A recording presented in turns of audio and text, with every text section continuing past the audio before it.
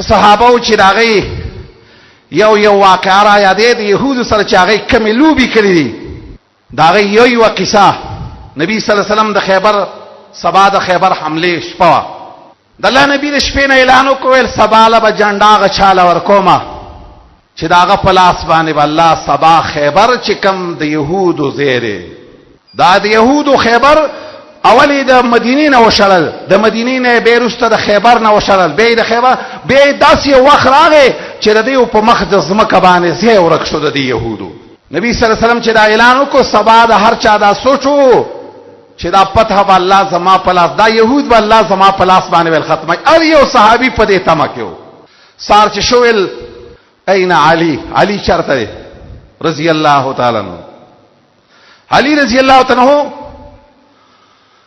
چاوته ویلې سترګې خوګ دی ویل بیمار دی نبی صلی الله علیه وسلم ویل روي غواړي چراغه د الله نبی ول په دې سترګو کې لاړې ورتکللې او د الله د نبی لاړې مبارک لاړې وي د برکت نه ډکې لاړې وي بچ څنګه ول په سترګو کې لاړې واچلې علي فرمایي رضی الله تعالی عنہ زدل چې جوړ شوم لکه زما په سترګو کې چې څه تکلیف نه باز او نه مې دغه ورځ نه رسته چرته رسترګو تکلیف مونډلې ماته نبی صلی الله علیه وسلم جنډه راکړه ولیا علي جنډه واخلا او د دې میدان ته ځان ورسوا او د ټولو نه اولنۍ خبره د سره زمنګ د چا په مر کې کار نشته اول دعوت ول د اسلام ورکا وجدار چې دعوت د اسلام د دې لپاره ورکا لئن يهدي الله بك رجلا واحدا خير لك من حمر النعم که یو سړی ستا په دعوت باندې الله ول توفیق د اسلام ورکی دا ستاره پاره د سرو کانو نه بهتر نعمت دعوت ول اغاول ول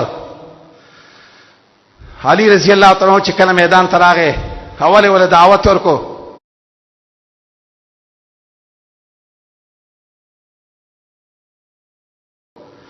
د يهودو د خیبر اتقلاونه وتا غټ قلاونه چې پاغه کې غټي قبيله دی روي خو د ټولو نه اولنۍ د دیو چې کوم مخې ته قلاوه هغه ته به ناعم قلا ویلا او دا د يهوديانو چې کوم مشر باچاو مرحب چې ځان ته به البتل المجرب او ځان ته به رسېلې او يهوديانو بټول رسېلې دا مرحب چې دی دا د زرو کسانو مقابله شي کولای علي رضی الله تعالی عنہ ته ویل لکه مسلمانان شي ویل زمونږ په شان ته شي اسلام راوړی کلمه وای هغه ویل ښا تمنګ له کلمې دعوت راکې بادشاہ د ټولو نه اول میدان ته راودانګلې ټولو نه اول خپل قوم ته وی لخر سب برابر کوي او په خپل میدان کې تور ور سره را خپل ځان په زغرو کې پټ کړي او رجز او تفی شروع کړي ما پیژنې کنه پیژنې صحابه کرام ته وی پتا سو کې څوک شتا چې زمام مقابله لزال راشي چې زو سره مقابله وکم یو ټپی ویلا ویل قد علمت خیبر انی مرحب بطل خیبر والا تدا پترا چې زیم مرحب شاکی الصلاح بطل مجرب زدا اصلحین ډکه ما او زدا سیو پالوانی ما چې زما تجربی شوی دی ما د زرو کسانو په یو کس مقابله کی اذا الحروب اقبلت تلهب چې کله دا جنگونه وې سملم به وې کنا وې زما پته د تشتا ټول صحابه ته رسوي څوک د پاکستان چې زما مقابله له میدان ته راوړل شي صحابه خو د دین نه لري چې تر زرو کسانو مقابله صحابه دې خبره ته نه کتلې عامر رضی الله تعالی چې سلمہ ابن الاکوا تر دې هغه دې علي ته ویل زم میدان ته ورو ویل چې کله میدان ته وروته بس رب العالمین فیصله وا د عامر تور لانډه ولګا چې کله په اول گزار مرحب کو په دبانی نو دا هغه توري گزار د پسغره باندې ولګیرو د پتورس پډال باندې ولګیرو دې شهید نکو خو بل طرف ته چې د کله د لاندې نه وار پاغه باندې کاو چې کله پاغه څنګه وارو کو نو د توره پاغه ونه لګیدل په مرحب دا توره بیرته د خپل اندر زنګون په دې سر باندې ولګیدل او دغه د وجه نه استاغه شهید شو. محمد رسول الله ویلیو ځنې خلکو د خلینه دا په دغه وخت کې وختل ویل عامر ځان په خپل قتل کول دا شهید نه دی. د الله نبی و فرمایلی انه لجاهد مجاهد، دا خو یو کامل مجاهد دی، دته په جهاد کې هیڅوک نشي رسیدلی. او محمد رسول الله ویلی د دې لپاره د 2 شهیدانو ثواب دی. خو هغه سړی په خپل مستی کې هغه شانته پروت به تپی شروع کړي چې قد علمت خیبر انی مرحب شاکی الصلاح بطل مجرب. دا ټپی چې بیا شروع کړي ویل بیا به څوک میدان ته راوځي اگر کدا مخ کې سړی د پتور نه ومړ.